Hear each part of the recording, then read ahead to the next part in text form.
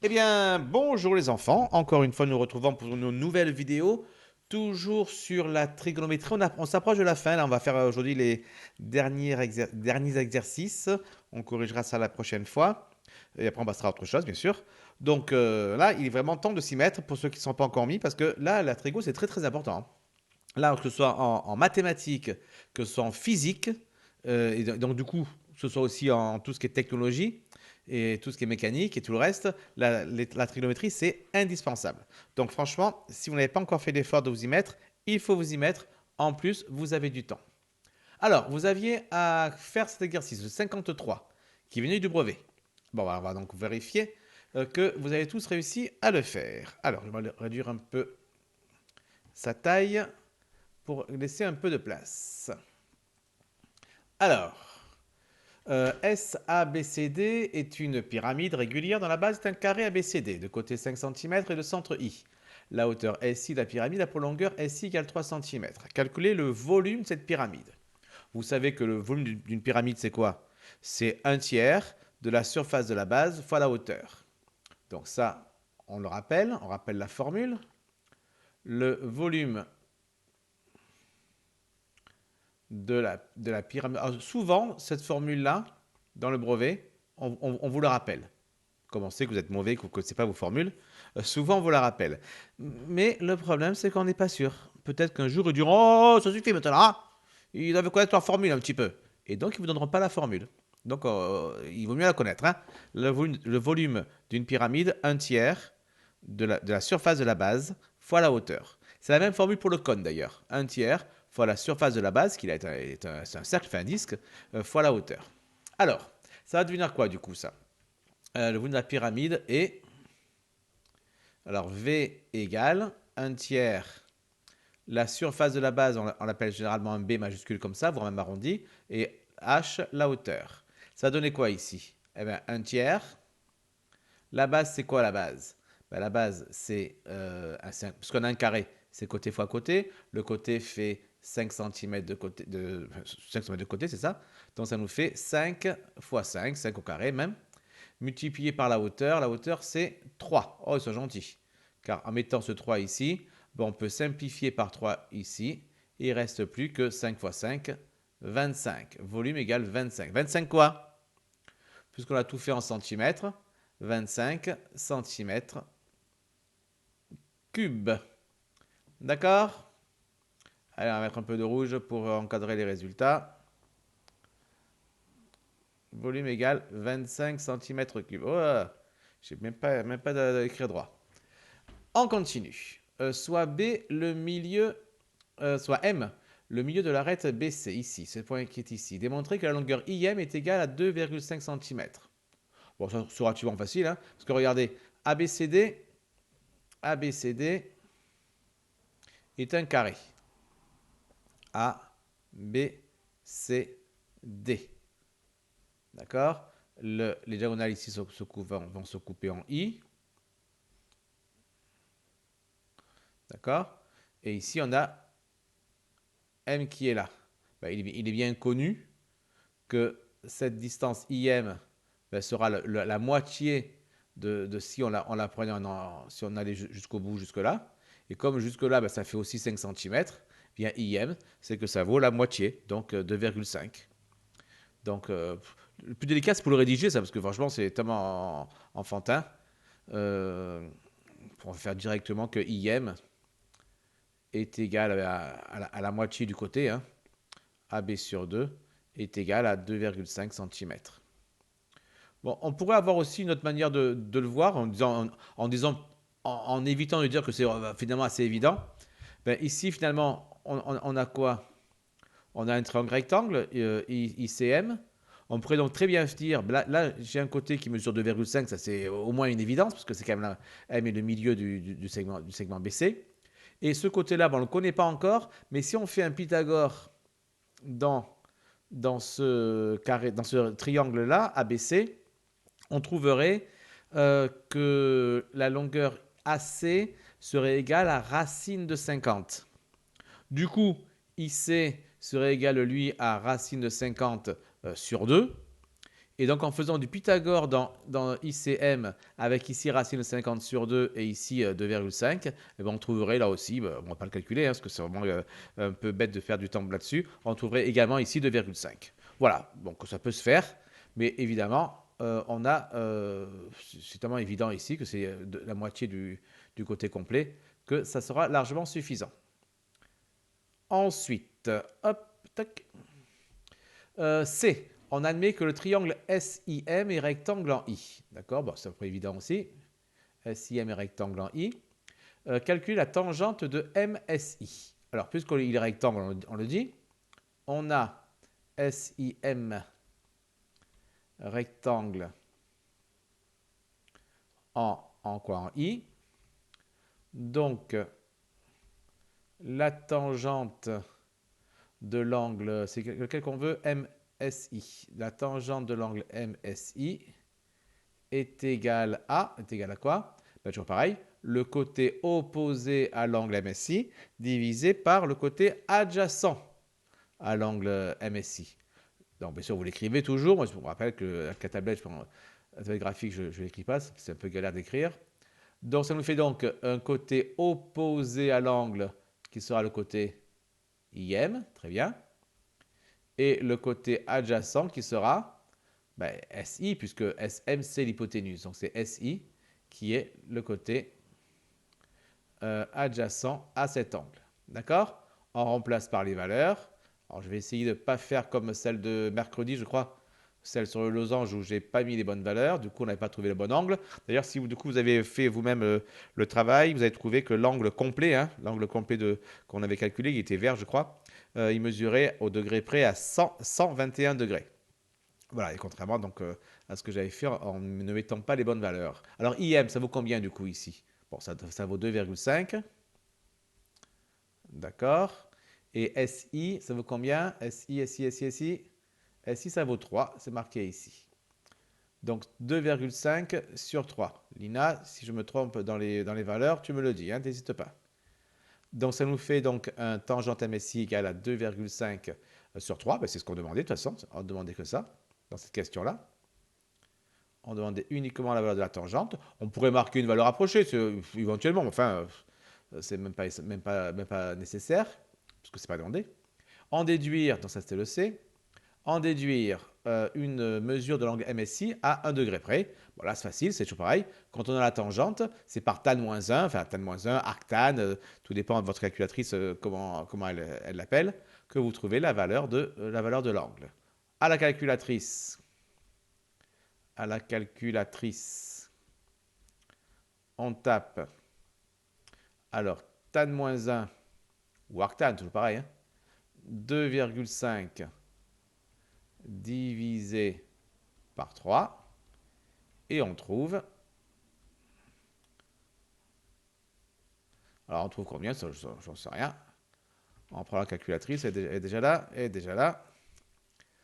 alors 2,5 divisé par 3, ça nous fait donc ceci, 0,8 puis après une infinité de 3, et je passe donc au tan-1, ça me fait 39,8. On le voulait à l'angle près, je crois. Et on trouve donc que MSI, l'angle MSI, vaut à peu près, au degré près, donc 40, j'imagine ça, 39,8, donc 40 degrés. Et on peut même rajouter au degré près. Comme ça, les choses seront bien dites. Hop là. Et voilà pour ce premier exercice. Donc j'espère que c'était assez facile pour tout le monde, car vraiment il n'est pas hyper compliqué. Donc, et c'est un truc de brevet, donc attendez-vous à avoir des trucs de ce niveau-là lorsque vous serez de retour pour votre brevet de fin d'année. Allez, on continue avec le deuxième exercice. Alors, deuxième exercice, encore un extrait du brevet. Donc, voilà, vous savez au moins ce qui vous attend dans quelques semaines. Alors, unité de longueur étant le centimètre, on a ainsi un rectangle qui représente une table de billard. N et B sont placés tels que CD égale 90, donc ça on va le rajouter. CD égale 90. NC, NC, la distance ici, c'est 25. D'accord, ça c'est la position de la boule noire, évidemment. Et quoi encore? Et BD, 35. D'accord? Un joueur veut, et on a des angles droits ici, évidemment, par rapport à la manière dont on a mesuré les choses. Un joueur veut toucher la boule N avec la boule B en suivant le trajet BEN. Le point E étant entre le point C et le point D, et tel que les angles ici, CEN et BED, sont égaux. Vous savez ça quand on voit quelque chose. Le rebond se fait de telle sorte que les deux angles ici sont les mêmes. Donc évidemment, on aura les deux angles ici identiques. On appelle ED, la distance ED, on l'appelle X. D'accord? Alors d'abord, il faut donner un encadrement de X. Ça veut dire quoi, donner un encadrement de X? Ça veut dire que selon où on va lancer la balle, alors, imaginez, la balle, je la lance comme ceci. Donc ça va faire, oui, ça va faire comme ceci. Hop là. D'accord? Bon, là, je vais rater la boule noire, évidemment. D'accord? Mais X va valoir cette distance-là. D'accord? Donc on va savoir quelles sont les différentes possibilités pour la valeur de X. Est-ce que X peut valoir la valeur 0? Oui, évidemment. Il suffit que je lance la boule blanche sur le point D. Bon, elle va rebondir sur moi, ça n'a pas beaucoup d'intérêt. Mais en tout cas, X peut très bien valoir la valeur 0. Après, il peut valoir la valeur 1, la valeur 2, la valeur 3, etc., etc., etc. Et après, au maximum, c'est lorsque le point E va arriver au point C. Et là, combien vaudra X? X vaudra, parce que c'est la valeur entre le point E et le point D, la valeur X vaudra aussi 90, comme celle-ci. Donc lorsque le point E, lorsque je tape la balle ici, lorsque le point E est ici sur le point C, la valeur X prend la valeur 90. Est-ce que X peut être plus grand que 90? Dans ce cas, il faudrait que, regardez, il faudrait que le point X, que le point E soit là. Or, on a bien dit ici, E étant entre C et D. Donc forcément, X va valoir au minimum 0 et au maximum C. Donc ça veut donc dire que un encadrement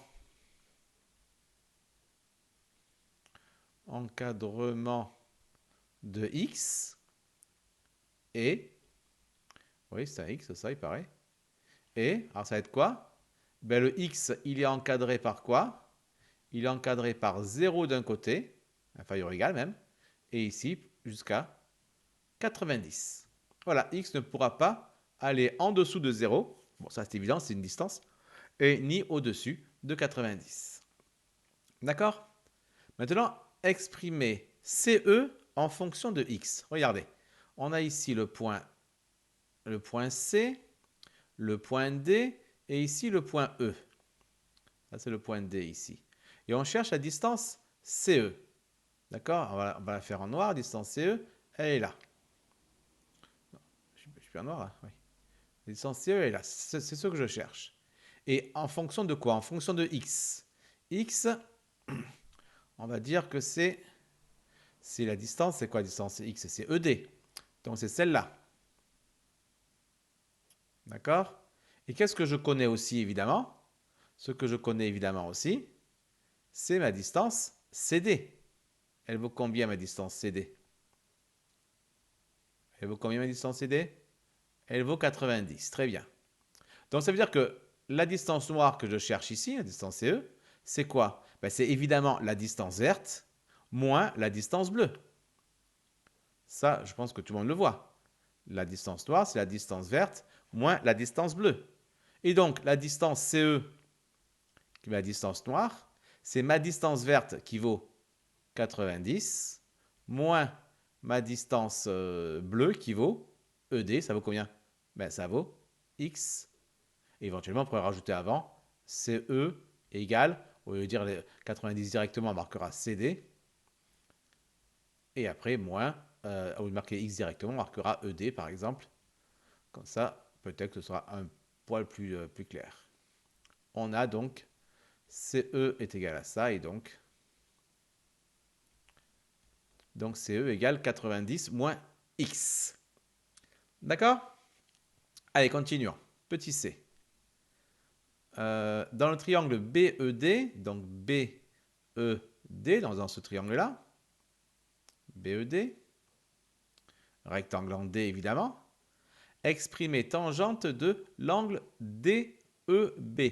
Donc de l'angle, du coup on va le remettre en bleu parce que il était déjà fait en bleu ici. De l'angle ici en bleu. D'accord? Alors c'est quoi? Ben, toujours pareil, on demande d'exprimer une tangente. On dit qu'on a un triangle rectangle. On a donc BED rectangle en quoi? En D. Donc,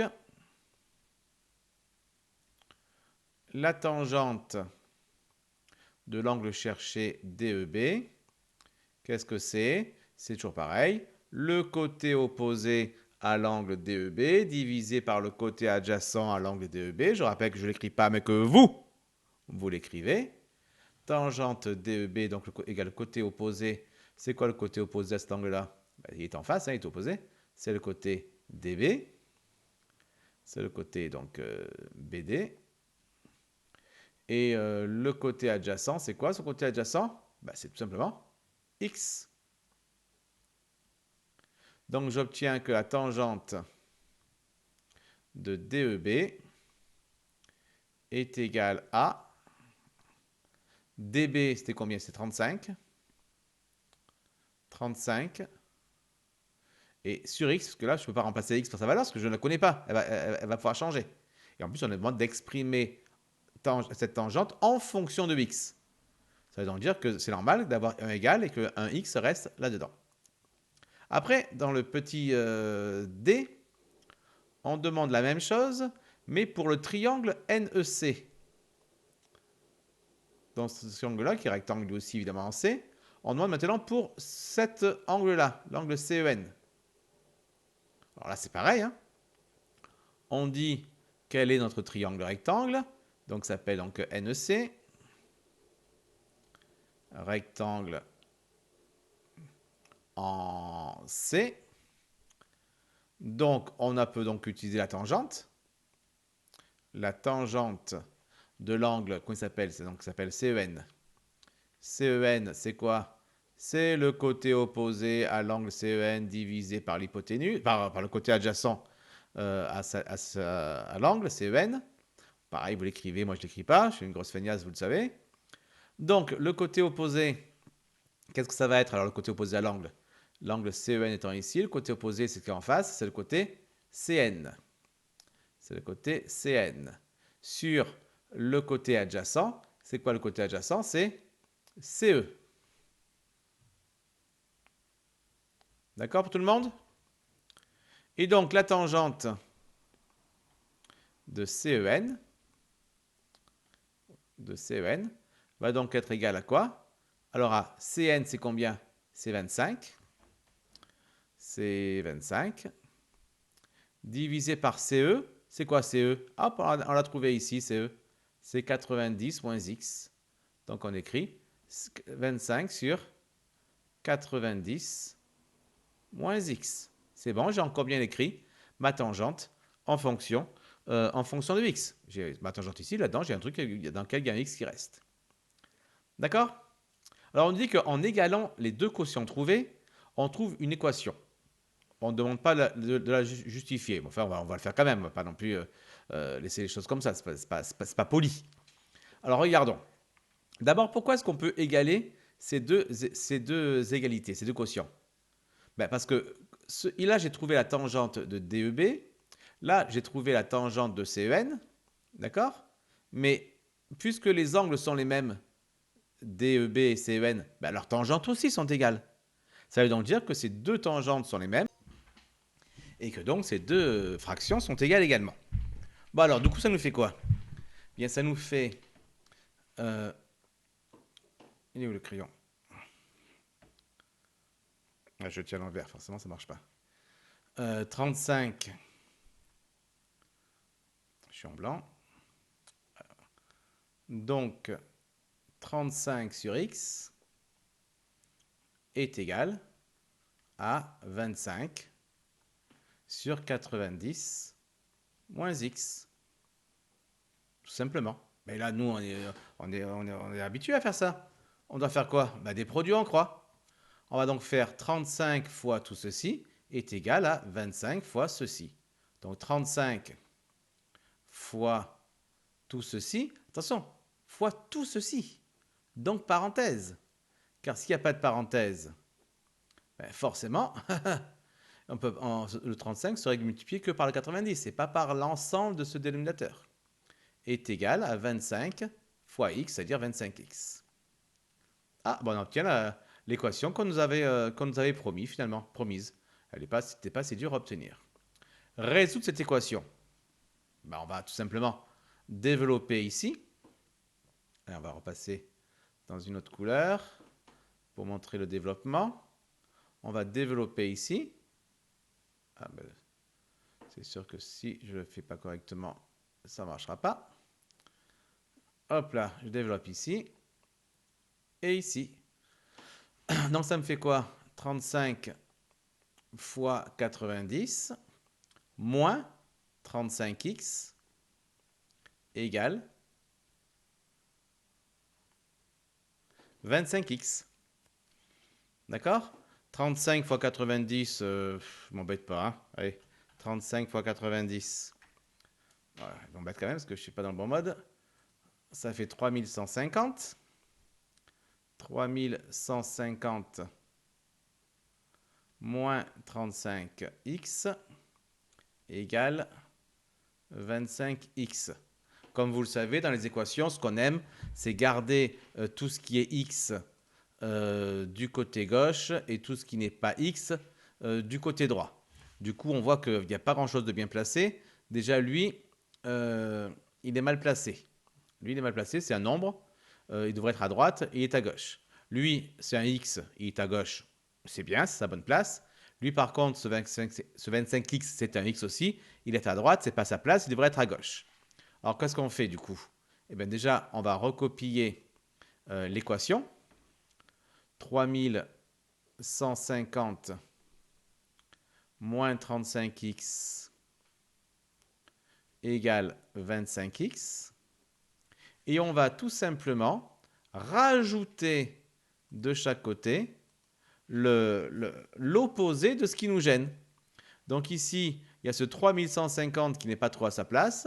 Donc je vais rajouter de chaque côté moins 3150. Ici aussi d'ailleurs, moins 3150. Forcément plus ici pour pouvoir continuer. Mais je vais également éliminer ce 25x de là. Donc je vais rajouter moins 25x ici. Et là, du coup, ça ne va pas passer.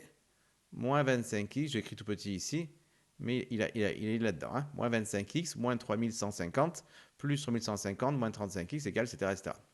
D'accord? Pourquoi? Parce que les 25x qui sont là vont s'enlever avec celui-ci. Ça va faire 0, simplement. Ce n'est pas une simplification comme quand on fait 1 sur. Attention, hein. Quand on fait 1 sur, on multiplie par 1 sur, quand ce dont on veut se débarrasser est multiplié par l'inconnu. Là, c'est des choses qui doivent juste changer de place. Ils n'ont pas la bonne place. Donc là, c'est par des additions qu'on travaille. Donc on va rajouter l'opposé de ce qui nous gêne. Et comme ça, en rajoutant l'opposé, on obtient des choses dont la somme va faire 0. Comme ici, le moins 3150 et le plus 3150, ça va faire 0 également. Du coup, qu'est-ce qu'il reste ici? Il reste moins 25x moins 35x. Ça fait combien? Ça fait moins 60x. Moins 60x. Et ici, j'ai quoi?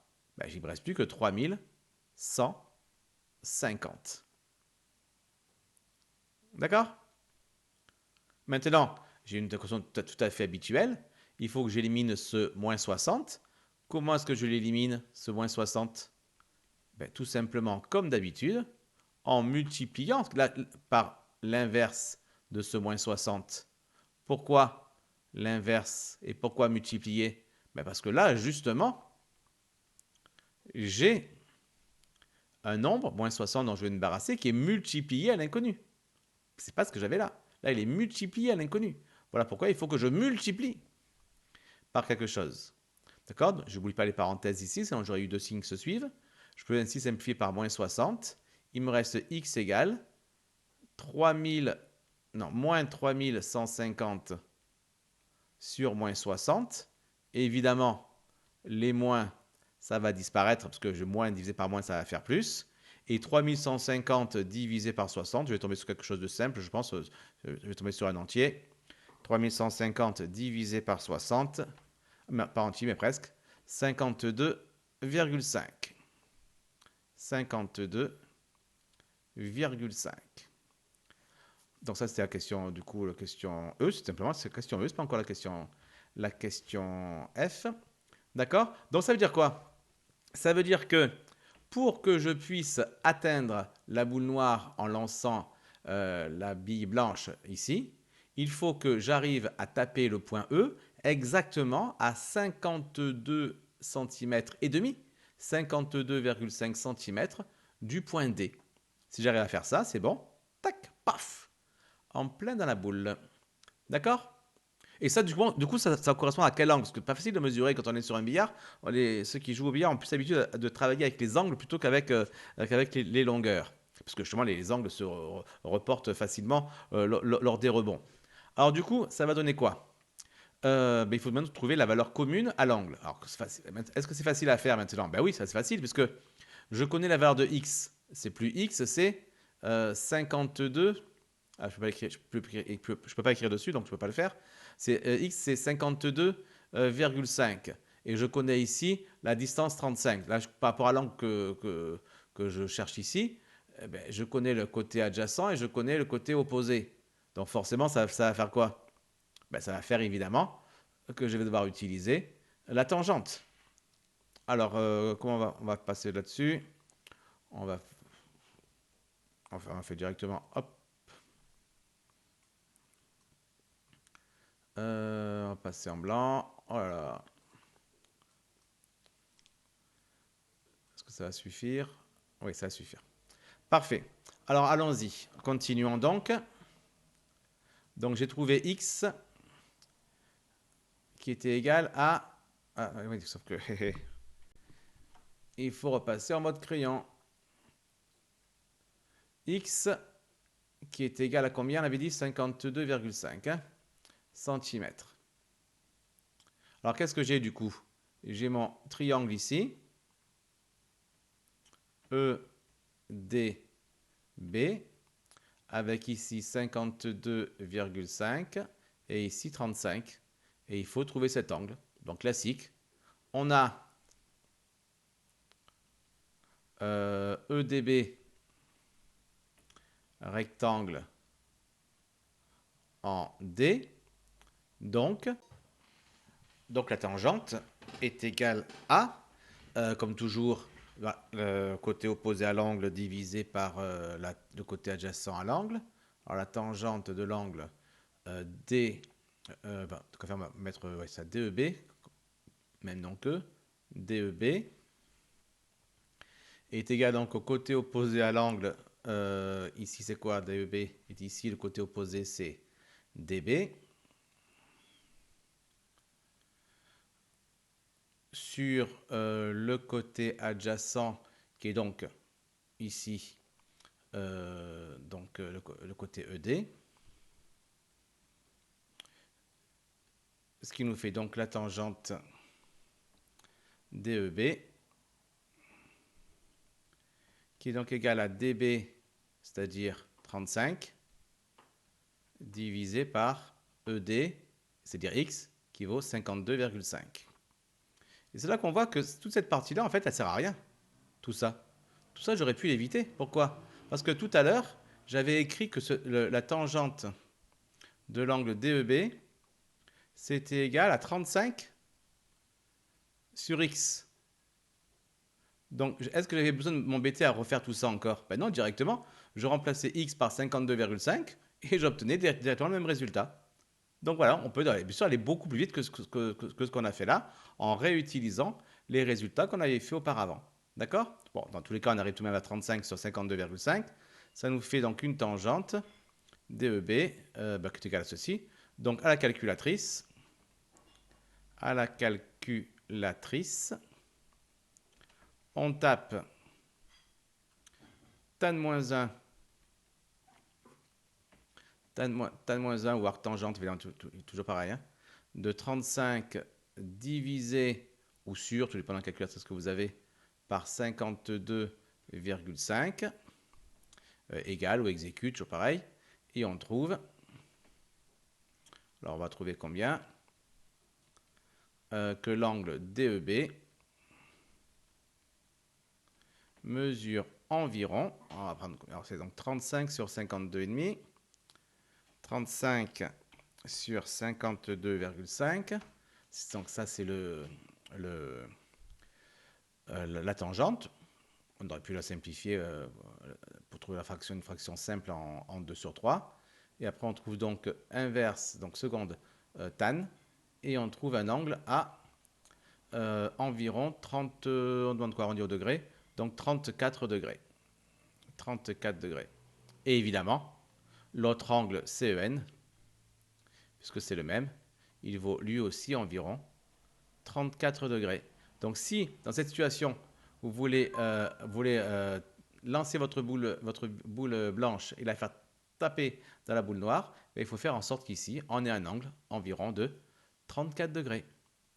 Voilà pour cet exercice. Bon, ça dure un peu plus longtemps que ce que je pensais, donc du coup, on va faire moins. On va pas non plus vous assommer de connaissances aujourd'hui. Donc, on laisse passer ça, on verra la prochaine fois. On laisse ça aussi la prochaine fois. Voilà, je vous laisse juste ça. Ah, pas ça, non, ça plutôt. Je vous laisse juste ça. C'est un petit exercice, un gros exercice plutôt. C'est même un exercice final. On le corrigera même totalement à la fin de ce chapitre. On a encore une chose à voir et après on arrivera à la fin. Mais commencez déjà à y penser. Voilà, essayez de commencer à regarder, à essayer de le faire. Peut-être pas tout, un petit peu. La partie 1, c'est vraiment si vous vous ennuyez à la maison. Vous ne savez pas quoi faire. C'est vraiment pas indispensable à le faire du tout. Ça ne sert à rien pour la résolution d'exercice. C'est pour le faire réellement. Une fois que vous pourrez à nouveau sortir, vous pourrez vous amuser à mesurer des angles et à mesurer ainsi des hauteurs d'immeubles, d'arbres ou quoi que ce soit. Mais techniquement, pour l'exercice, ça n'a pas d'importance. D'accord. Donc la partie 1, c'est si vous avez envie. La partie 2 et 3, vous allez la faire. Pas forcément toujours d'un coup. Comme même la partie 2, vous n'allez même pas la faire parce que vous n'allez pas évidemment vous amuser à aller réellement sur le terrain. Ça serait un peu dommage de dire je vais dehors parce que c'est mon prof de maths qui m'a dit. Non, vous restez à la maison, évidemment. Et donc vous comprenez juste un peu ce qu'on ferait si on était sur le terrain grâce à quoi? Grâce à la figure, etc. Et après, vous réfléchissez à la troisième partie. Il n'y a pas toutes les données dedans, donc on ne peut pas encore tout répondre. Il faut juste pour l'instant essayer de comprendre comment ça marche pour être capable de le faire ensemble très très prochainement. Ok. Il faut le temps que ça infuse un peu dans la tête. Donc vous y réfléchissez un peu, vous lisez, vous y réfléchissez, et puis on y revient après. Ok. Bon, vous regardez bien à nouveau les corrections qu'on a faites aujourd'hui. C'est très classique. Vous avez vu, c'est du brevet. C'est donc du très classique. Ça tombe tout le temps. Donc il faut savoir le faire. Voilà, ça aussi vous y pensez un petit peu.